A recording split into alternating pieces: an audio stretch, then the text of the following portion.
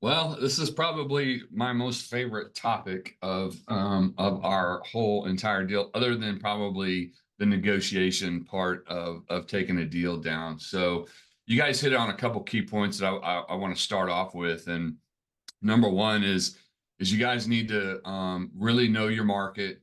I highly suggest you start in your backyard. That way you have an understanding of what the surrounding area is, either what the asset either needs to go up to. Hopefully it doesn't need to come down to, right? You don't want to certainly do that on capex. That's pretty much the opposite of what we're looking for. But you certainly need to find out um, what the market can support. And Sergio and I talk a lot about certain demographics and what those demographics will allow the absorption rate, meaning what kind of money is going to go into that. So, and I'll give you an example. I kind of like to lead by example. So, on Casa San Luis, before we even took down the asset, we walked the property. We had knowledgeable construction people walking through the apartments, walking the exteriors, and trying to find out how to come up with a budget, number one. And then number two, kind of once you get into it, certain demographics they won't, in order to get the rent bumps that you need, you don't necessarily need to spend 10 grand. Some demographics you're going to need to spend more than 10 grand.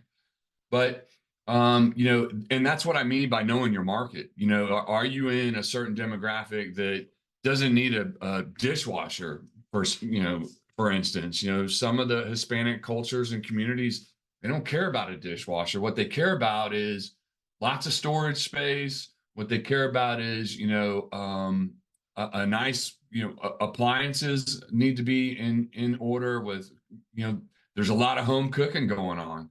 Some of the other demographics may not like that. Some of the other demographics don't, they want a dishwasher, they want granite countertops.